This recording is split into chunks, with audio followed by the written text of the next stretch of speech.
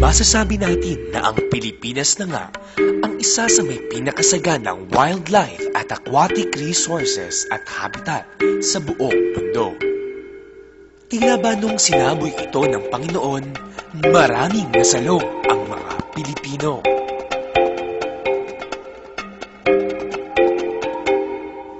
Patunay nito ay ang paninirahan ng mga iba't ibang hayop na madalang o makikita mo lamang dito sa ating bansa. Nakatawag sa amin ng pansin ang isang hayop na dumudumindi umano ng kape. At ang kapeng ito ay kinilala bilang pinakamasarap sa buong mundo.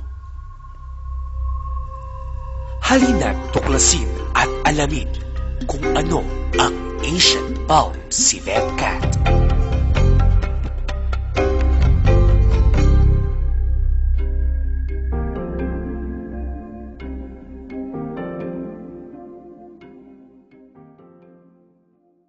Madaling araw pa lang ay naghanda na kami, dala ang pag-asang magiging makabuluhan ang aming gagawin. Pasikat na ang haring araw nang matapos kami sa pagpaplano.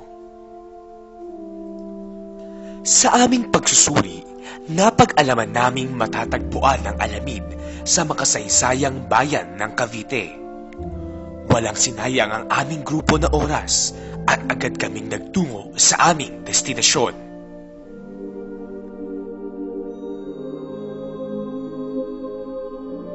Nakipagtulungan ang aming grupo sa lokal na pamahalaan ng Indang na kung saan makikita rin daw ang Alamid at ang kanilang pinagmamalaking kape.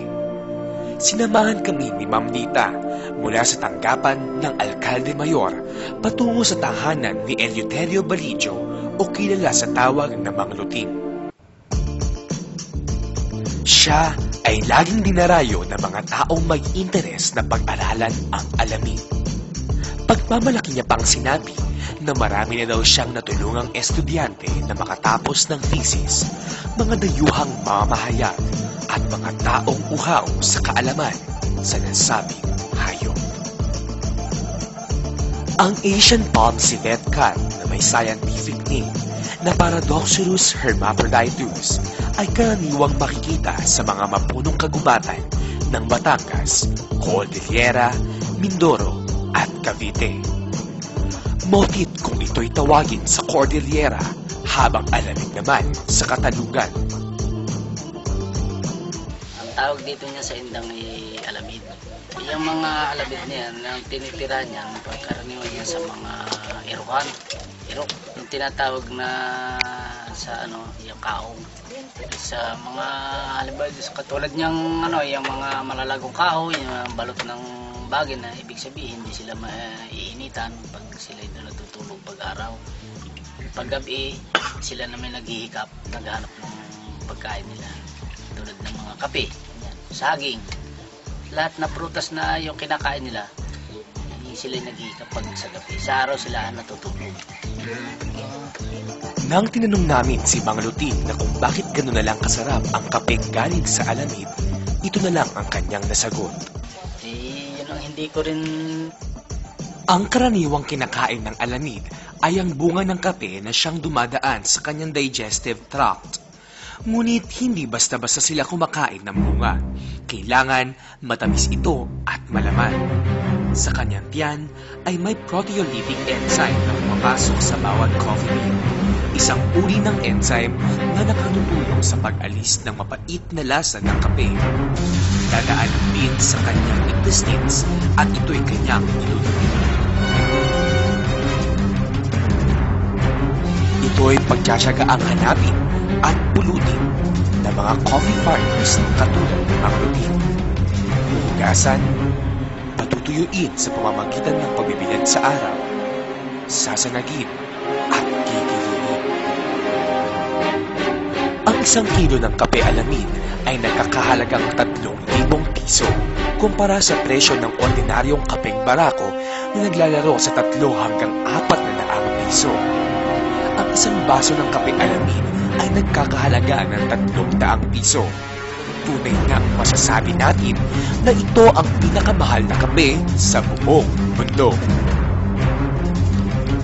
Nakalulungkot lang isipin na ayon sa datos, unti-unti nang bumababa ang populasyon ng alamin. Sa katunayan, kabilang na ito sa listahan ng mga endangered species ng bansa. Nang tinanong namin si Mang Luti kung kumukonti na ang alamin, ito ang kanyang sinagot. Siyempre, pag halimbawa ay wala nang buwan, siyempre wala nang mga erokan, hindi maipigtuhan yung alamid na siyempre wala siyang matirahan. Lilipat naman ng ibang kanyan, ng ibang lugar para doon sila manirahan at doon makakaano ng maraming puno na matitirahan sila. Anya, karaniwan itong pinapatay ng mga tao dahil ito'y nagiging peste sa pananim at mga alagang hayop. Nakasaad sa Republic Act 9147 o kilala sa tawag na Wildlife Resources Conservation and Protection Act na mahigpit na ipinagbabawal ng ating batas ang paglalapastangan sa mga wildlife resources at kanilang mga habitat. Sa mga tuwid, ang mga taong tinutukoy ni Mang Luting na pumapatay sa mga ito ay maaaring mapatawan ng kaukulang kaparusahan. Malapit nang kumagat ang gabi nang kami matapos sa aming panayam kay Mang Luting. Lumisan kaming dala-dala ang mga kaalamang dating nababasa lamang namin sa mga pahina ng mga libro. Ngayon ay nasambit mismo ng isang bihasang tao. Mga karagdagang aral na makatutulong hindi lamang sa dokumentaryong ito, maging sa aming pang-araw-araw na buhay.